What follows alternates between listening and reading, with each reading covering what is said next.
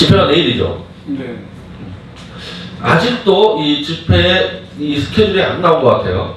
이 스케줄이라는 거는 연사 뭐 어디로 행진하는지 저는 뭐 저쪽 교보 쪽 하는 저 정광목사 쪽은 잘 모르겠고 어떻게 좋아하는지 이쪽에 이제 공화당하고 국본하고 일파파가 하는데 아직도 이게 발표가 안 나오는 정도가 아니라 이렇게 들려 나오는 얘기도 별로 없어요. 그러니까 굉장히 힘든 거예요. 뭐 연사 한 명 정하고 연사 순서 정하고 이게 하나하나가 어마어마하게 힘든 겁니다. 그래서 뭐 솔직히 우리끼리 얘기할 때 내일 오전에 깨질 수도 있다.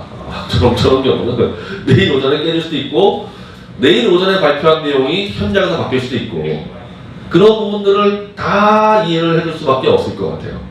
내일 아마 집회할 때 사고가 터질 수도 있죠. 뭐 예를 들면은 김진태 의원이 지금 어디로 가는지 아직 몰라요. 아직 모릅니다. 말 다 달라요. 근데 만약에 정광 목사 집회 갔다가 우리 집회에 왔을 때 와 어마어마한 야유가 나올 수도 있죠. 그거 컨트롤 못합니다. 뭐 그런 사고가 터질 수도 있고 누가 연단에 올라가다가 끌려 내려올 수도 있고 지금까지 통합 집회라는 걸 해본 적이 없었잖아요. 그리고 그 통합 집회라는 게 같은 정당이라든지 같은 시민단체면 쉬운데 정당과 시민단체다 보니까 이게 보통 일까다로운 문제가 아닌 겁니다.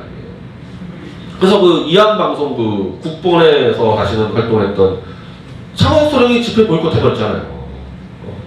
같이 활동했던 분이 집회 통합 성사되자마자 보이콧 해버렸잖아요. 네. 국본 쪽에서 활동하신 분이다 보니까 공화당 쪽이 정치인 다 끌고 들어온다, 이거 못 받아들이겠다 이렇게 돼버린 거 아닙니까? 근데 국본 쪽에서는 저보고 반박을 해보라 그러는데 저는 국본에서 활동한 적이 없어요. 저는 애국당에서 활동하다가 애국당에서 나온 다음에 JTBC랑 싸우다가 감옥 갔다 오는데 그때 국본하고 일파만파가 구명운동 하다 보니까 국본에 들어갔지 사실상 저는 따지면 공화당 쪽 인사거든요. 제가 반론이나 반박할 수 있는 그 입장이 아니란 말이죠. 그것도 박성현 저 백모 주필이 또 공화당에다 대고 정치적으로 너무 과욕부리지 마라 또 이렇게 했다고 또 공화당원들이 또 공격을 하고 벌써 지금 이미 장애되고 있지 않습니까? 내일 현장에서 어떻게 하겠어요? 저 같은 경우는 이렇게 했어요. 저 같은 경우는 공화당에 아는 사람들에게 제가 또 공화당 나올 때 이렇게 깔끔하게 나오지 못했거든요. 우당탕 튀어나왔기 때문에 또 그 문제가 제기될 수 있으니까 나는 아예 빼놓고 다 치우고 나서 도저히 더 이상 연사 모자란다 그럴 때는 놓고 아예 빼버려. 안 그래도 골치 아픈 사람들 많을 텐데 또 나까지 들어가면 더 골치 아프니까 그래서 그렇게 서로 양보도 하고 배려도 하면서 지금 조심스럽게 가고 있습니다. 근데 저는 무사히 파랑 깨지고 끝까지만 가져도 저는 성공이라고 봐요. 아주만 멋있고 정말 이제 드디어 태극기가 막 10배, 20배 확장하는가 이 느낌을 주지 못할 정도로 집회가 좀 허접해도 만약 내일 집회가 파랑 깨지고만 갈 수 있어도 충분히 효과를 본다는 게 문재인에게 이런 걸 줄 수 있거든요. 너 한 9월 정도 갔을 때 네가 결정적으로 흔들리면은 태극기 싹 다 모아서 청와대 둘러쌀 수 있다.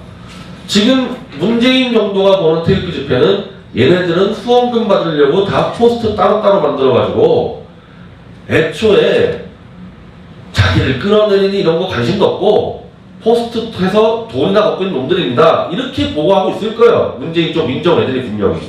이렇게 보고 있었는데 하나로 모이기는 하나로 모였다는 얘기는 자기가 조금만 더 망가지고 무너지면은 청와대로 다 태극기로 모일 수 있겠구나. 최소한 예전에 박 대통령 태극기로 막을 때 한 3월 초 그때가 제일 많이 왔을 때 아닌가? 3월 1일이 그때 아마 30만 명 됐었는데 그런 위협을 줄 수 있는 거거든요.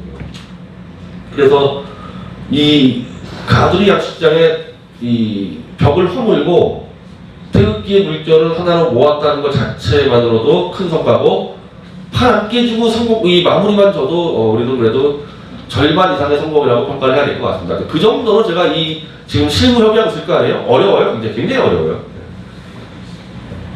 본인들이 반중을 최초로 했다고 떠드는데 그 미중 패권 구도를 처음으로 국내에 알렸다 떠드는데 다 거짓말이에요. 다 거짓말.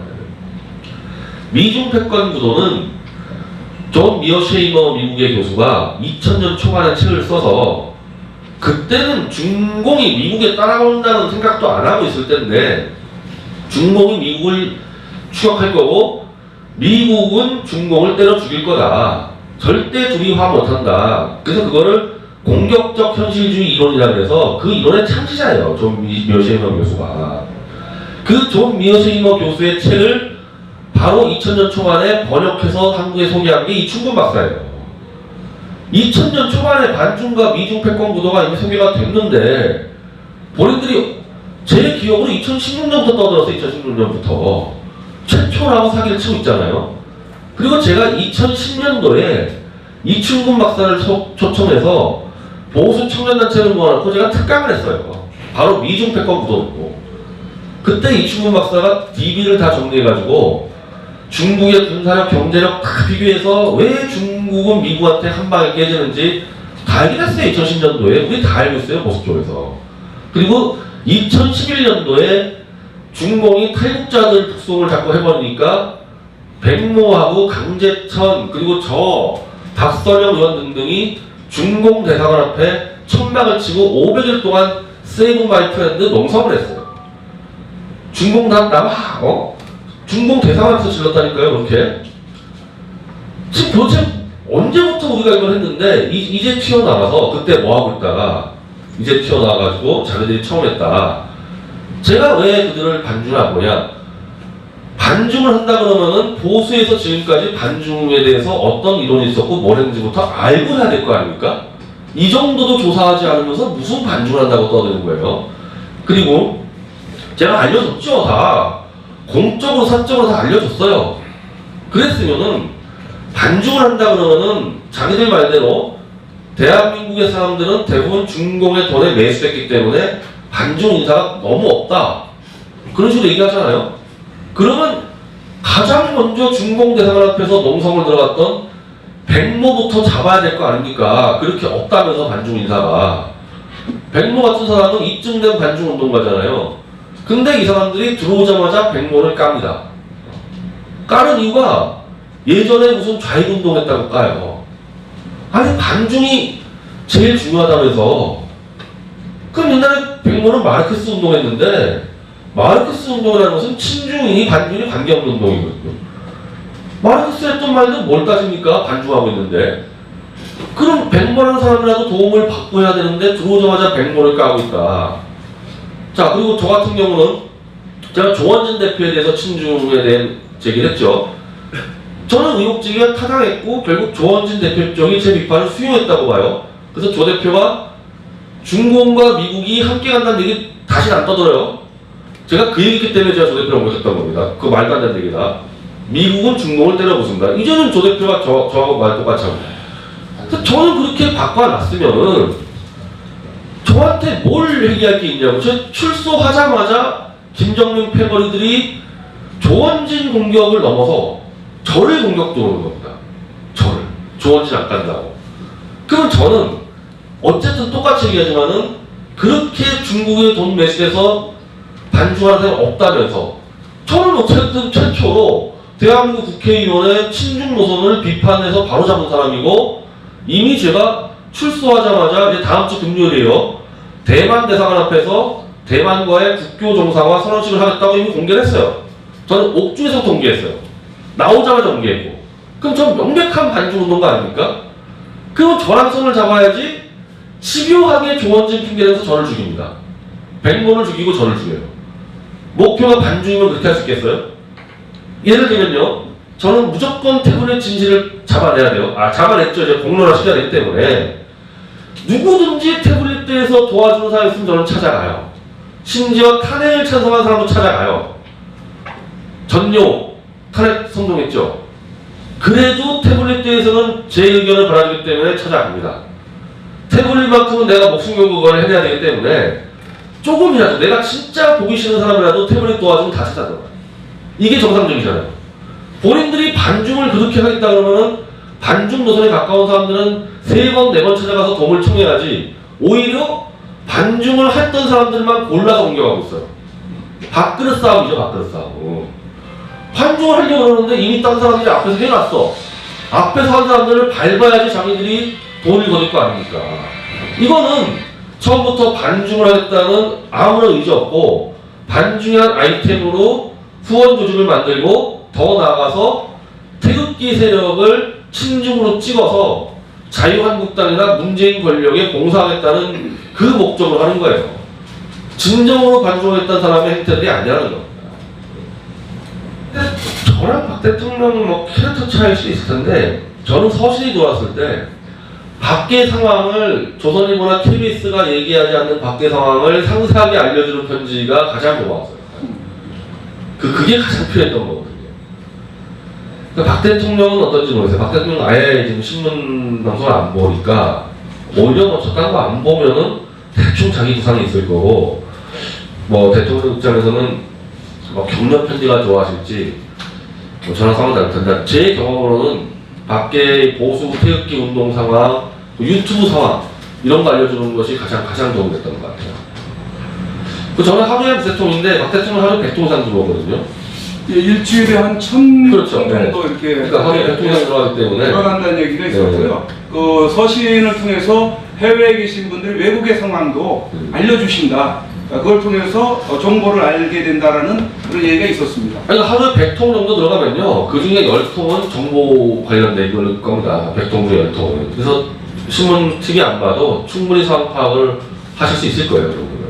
그래서 저는 만약에 누구라도 이 편지를 보낸다면요. 이런 식으로 하세요. 저희 독자를 그렇게 많이 하는데 유튜브 좋은 거 하나 골라가지고 그 내용을 요약해서 보내주세요. 저도 그런 편지들이 가장 도움 많이 됐거든요. 아주 정확하게 설명하는 유튜브에서 있는 내용을 다 쓰는 건 힘들 테니까 요약해가지고 적어서 주시면은 최소한 저 같은 경우 이게 제일 도움이 많이 됐던 것 같아요. 근데 제가 그 집회를 좀 보니까요, 그쪽의 조직이요, 우리 보수 쪽 조직하고 성격이 달라요.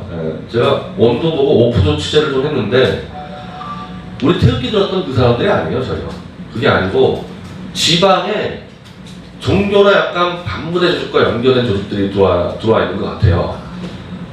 그러니까 그 사람도 설득할 필요가 없는 거죠. 전혀 다른 이 부류고 그러다 보니까 제가 그 집회를 제일 우려했던 것은 아주 대대적으로 태극기를 공격해두면 어떨까? 태극기를 친중으로 몰고 그렇게 할까 했는데 그 말을 못 꺼내요.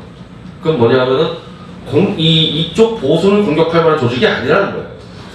자기들의 그냥 하나의 종교나 반부대 조직일 뿐이지 이쪽 공격 들어오는 것도 아니고 그렇다고 반중에 또 엄청난 이념을 가진 조직도 아니라는 거는 아니 반중 집회를 하는데 이 반중 피켓이 하나도 없잖아요. 현수막도 하나도 없고 그냥 마이크만 들고 떠드는데 글쎄 아니 전 세계적으로 난 저런 집회는 정말 처음 보는데 집회를 하는 이유는요 지나가는 사람들이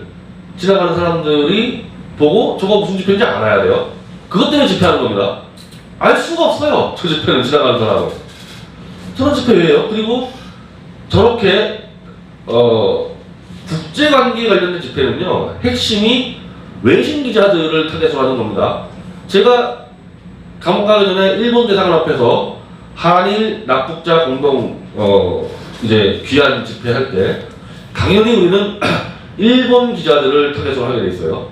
그러니까 일본 기자들이 정확하게 이해할 수 있는 피켓과 일본어 이 현수막, 일본의 피카츄를 준비하잖아요.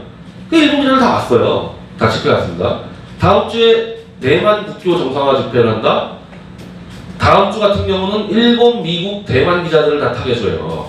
그러면 수단과 방법을 안 가리고 이게 그냥 지나가다 보더라도 외신 기자가 야 얘들은 대만과 한국을 국교를 원하는 집회구나 알아봐야 된단 말이에요. 말이 아니라 그게 집회의 기본인데 수적천석? 수적천석. 나는 그 사자성어를 진짜 처음 들었고 그걸 보고 어떻게 반중 집회라고 하냐 하는데 이번에 도장깨기인가? 시진핑이가 진짜 제일 즐겨 쓰는 듯한 이상한 말이 반중도 아니야. 그럼 그건 뭐냐? 그 조직 자체가 반중할 수 있는 조직도 아니라는 거예요. 제가 확실하게 아는데 이 방송에 얘기를 못하는 부분이 있는데 정상적인 조직이 아니고 우리 같이 태극기 드는 그 조직도 아니니까 설득하실 필요가 없어요. 근데 사실은 별로 이렇게 위험하게 안 봐요. 그 집회에 대해서 제가 가장 우려했던 것은 자유한국당 그 브로커들과 개입해가지고 태극기 쳐들어올까봐 제일 걱정했는데 그렇게 할 수 있는 조직도 아니에요. 그거를 한번 보세요. 예전에 김정민이 이 작년 2월에 반중 집회를 했어요. 그 집회하고 비교를 해보라고. 그 집회 때는요, 차이나 아웃부터 성상훈이가 같이 기획했는데, 성상훈이가 중국 고민형이랑 누가 봐도 반중 집회가 다 알아보겠단 말이에요, 집회. 지금 왜 바뀌었냐 이거죠. 조직이 다른 거예요. 지난해 했던 집회와 지금 집회. 완전 다르잖아요. 그 아시죠? 무슨 얘기하는데. 네. 그 영상 보면 다 파악을 할 거예요. 전 자유한국당은 이 탄핵 찬반 양쪽에서 지금 밀어붙여서 황교안 체제가 조만간 붕괴할 거라고 봅니다. 뭐 방법이 없어요. 황교안 대표에게 탄핵을 빨리 사과를 하고 공화당과 빨리 합쳐라고 요구하는 사람들이 한 5. 그리고 저쪽에 김무성이 뭐 김용태 이런 애들은 나경원이 유승민 이런 안철수 막 원희룡 해야 된다는 사람이 5. 방법이 없어요. 황교안 입장 쪽에서는. 황교안 체제가 붕괴하고 당은 거의 괴멸을 낼 거다. 그래서 저쪽 5인 신당한다는 얘기도 뭐 오세훈이 뭐 원희룡이 유승민이 안철수 뭐 이런 애들 그렇게 해서 다시 또 하나 나오고 이쪽에 이제 탄핵 반대를 가지고 얘기하는 이 세력과 태극기 공화당에서 하나 나오고 그런 식으로 정리가 될 것 같습니다. 그렇게 되면 이제 총선 때까지 누가 누구를 먼저 죽이냐 싸움이 벌어지겠죠. 그렇게 되면은 뭐 그대로 가면 무조건 전멸이니까 양쪽 다. 누가 누구를 죽이냐 해서 벌어지는데 저는 당연히 탄핵 반대 태극기 세력이 압도적으로 승리해서 저 중간에 있는 저 원희룡이 뭐 승리 소멸될 거라고 봐요. 총선 전에. 근데 그건 총선 때 얘기고 전 그 전에 문재인이가 무너질 거라고 봐요. 또 결정적인 것들이 있는데 제가 여기서는 공개 못하는 게 있는데 뭐 9월에 하나 공개될 거예요. 뭐. 문재인이 더 버티지 못하는 상황에 가서 이것도 영향을 미치면서 제 머릿속에는 총선보다도 아니 정권을 만들어야 된다. 그것도 혁명정부. 이번에 문재인이 끌려 내려오면요 당분간 대한민국이 선거하기 참 쉽지가 않을 거예요. 저런 거의 간첩 수준의 인물이 선거로 집권을 했는데 그 나라가 완전히 망했는데 지금 어떻게 또 선거를 뽑습니까? 체제 변혁이 일어날 거고 이제 거의 대한민국 플러스 북한까지 다 뜯어고쳐야 되는 혁명정부가 만들어지는데 저는 제 계획이 있어요.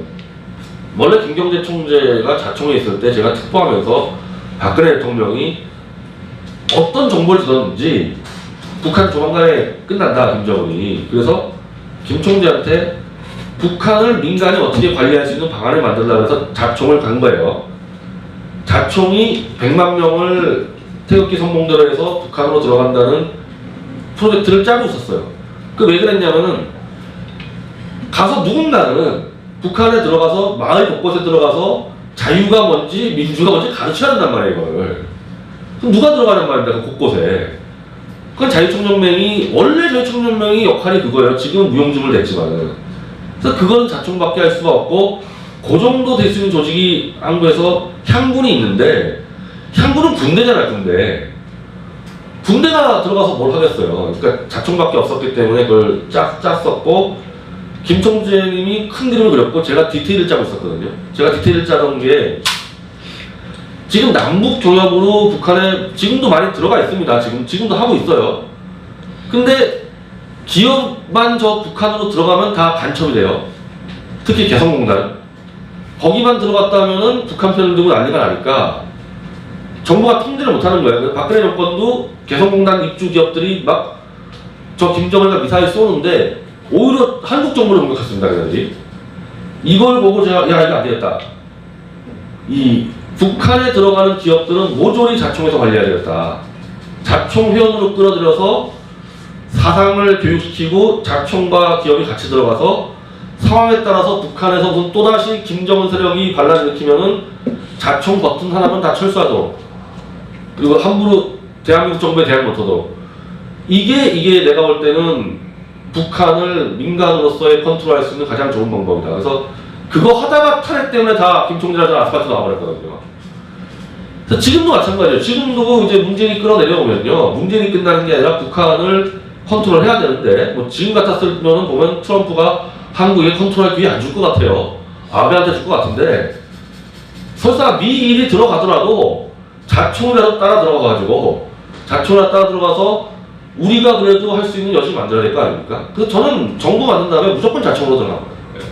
여의도에 있을 상황이 아니고 자총 조직같이 평양하고 신의주 일로 들어가야 되기 때문에 그건 제 계획이 이미 탄핵 전부터 서 있었어요. 그러니까 무슨 총선이다. 그래서 문재인이 끌려 내려오고 정부 새로 만들면 총선 열겠죠. 거기 참여할 리가 없죠. 북한으로 들어가야죠, 저는. 그래서 그렇게 설명을 드릴 테니까 저한테 뭐 꿈을 크게 가져라, 왜 국회 안 가냐, 그런 말씀을 하실 필요가 없어요. 예, 여의도보다 더 큰 꿈을 갖고 있으니까요. 네, 영웅 말씀입니다. 예. 제가 한 말씀 더 드리겠습니다.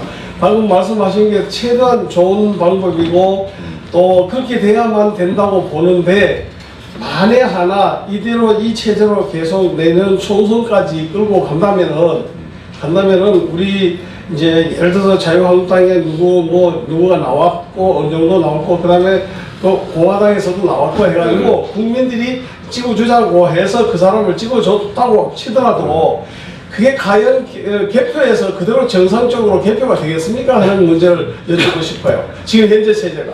선거 네, 선거했을 때 부정선거. 저는 뭐 100% 부정선거가 나온다고 봐요. 네. 100%. 네. 지금까지 선거도 부정을 생각하는 분들 많잖아요. 지금까지 선거도 네.